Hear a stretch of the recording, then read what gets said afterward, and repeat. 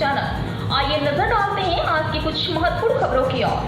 Indian fertility society IFS Gandhinagar में अपना 20वां वार्षिक सम्मेलन फर्टिविजन 2024 आयोजित करेगी। सम्मेलन में नए शोध, नीतिगत पहल और व्यवहारिक रणनीतियों पर महत्वपूर्ण चर्चाएं होंगी। सिलाई परिवर्तन और RT थीम पर रोकथाम सम्मेलन में गुजरात के स्वास्थ्य मंत्री ऋषिकेश पटेल, गृह मंत्री हर्ष सांघवी और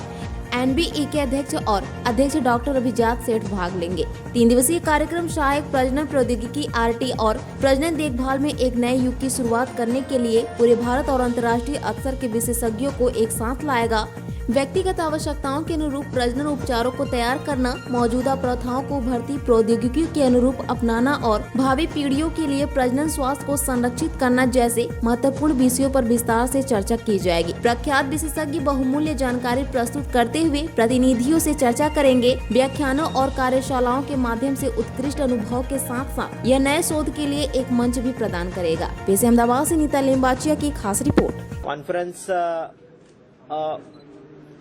बहु सरस बात ए छे के 10 वर्ष बाद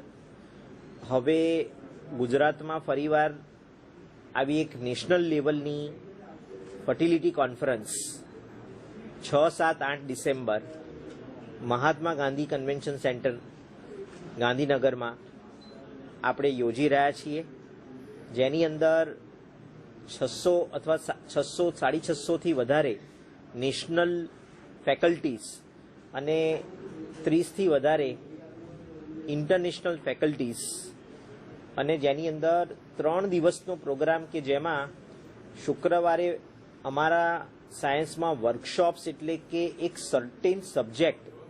એટલે કે IVFની અંદર પણ મેલ ઇન્ફર્ટિલિટી, IVFની અંદર પણ વધુ સમય ફેલ થતા દર્દીઓવાળી ફર્ટિલિટી, આનો એક સ્પેસિફિક સબ્જેક્ટવાળો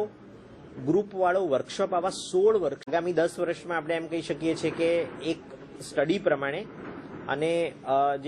જેમ આપણે આગળ વાત કરી કે ભાઈ આ IVFમાં અત્યારે એવું છે કે આપણે યુરોપિયન વર્લ્ડ કરતાં પણ અત્યારે નંબર ઓફ IVF સાયકલ ઓછી કરી રહ્યા છે।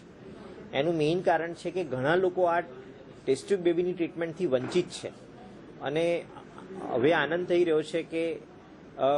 ગવર્મેન્ટ આ સેક્ટરની અંદર પ્રયાસ કરી રહી છે અને એની અંદર આવતા વર્ષોની અંદર ખૂબ જ મોટા પ્રમાણમાં IVF સેન્ટર અથવા તો ઇન્ફર્ટિલિટી ટ્રીટમેન્ટ માટેના એક્સપર્ટ સેન્ટર્સ અને આવી બધી કોન્ફરન્સ અને ઘણી બધી ઇવેન્ટો કરીને એ લોકોને નોલેજ શેરિંગ નોલેજ આપીને આ બધા સેન્ટર્સ ખુલશે। તો એ પ્રમાણે હવે ઇન્સિડન્સ એવો લાગી રહ્યો છે કે અત્યારે હાલ તમે ગૂગલના ડેટા પ્રમાણે ઇન્ડિયાનો IVF સાયકલનો દર વર્ષે જો તો 2,50,000 યુગલો